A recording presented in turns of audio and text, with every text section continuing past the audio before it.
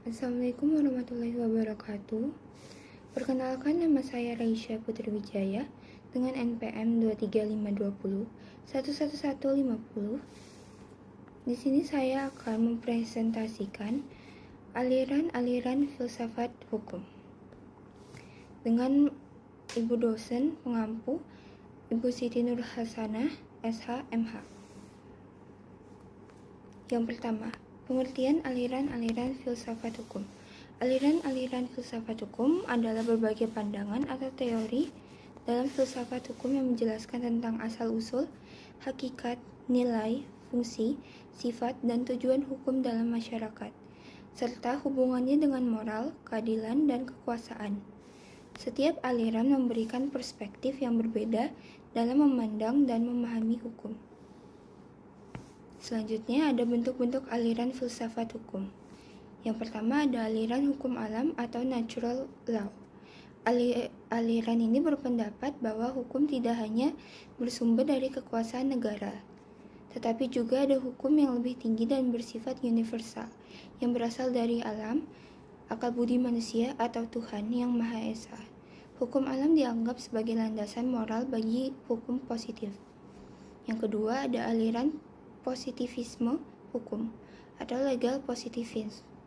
Aliran ini memisahkan secara tegas antara hukum dan moral, dipandang sebagai perintah penguasa yang berdaulat dan keberlakuannya tidak bergantung pada nilai moral.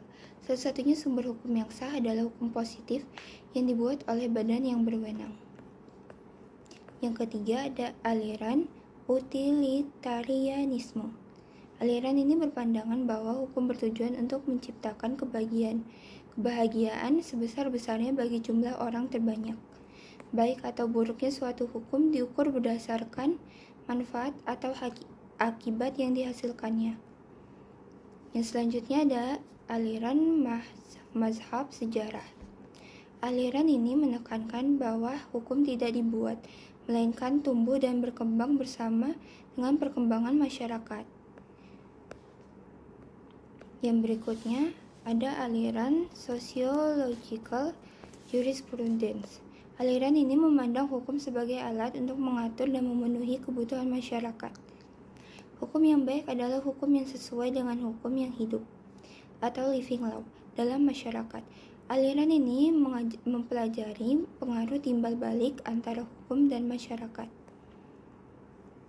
Selanjutnya ada aliran realisme hukum atau legal realism. Aliran ini berfokus pada praktik hukum yang sebenarnya terjadi di pengadilan. Hukum tidak hanya ada yang tertulis dalam undang-undang, tetapi juga bagaimana hukum diterapkan oleh hakim dan dipengaruhi oleh faktor-faktor non-hukum seperti psikologi hakim, politik, dan kepentingan sosial.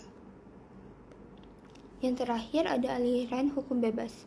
Aliran ini berpendapat bahwa hakim memiliki kebebasan untuk menemukan hukum di luar undang-undang, jika undang-undang tidak memberikan solusi yang adil untuk kasus konkret. Hakim dapat mempertimbangkan nilai-nilai sosial, keadilan, dan kepatutan dalam putusannya. Berikutnya, contoh aliran filsafat hukum. Ada contoh hukum alam. Contoh hukum alam yaitu konsep hak asasi manusia yang dianggap melekat pada setiap individu sejak lahir, seringkali dikaitkan dengan pemikiran hukum alam. Yang kedua, contoh positivisme hukum.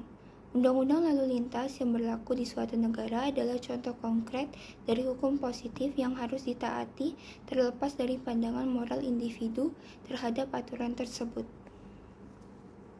Yang terakhir, contoh realisme hukum. Studi tentang bagaimana latar belakang sosial, ekonomi, dan politik hakim dapat mempengaruhi putusan dalam kasus-kasus tertentu merupakan contoh dari realisme hukum. Terima kasih. Wassalamualaikum warahmatullahi wabarakatuh.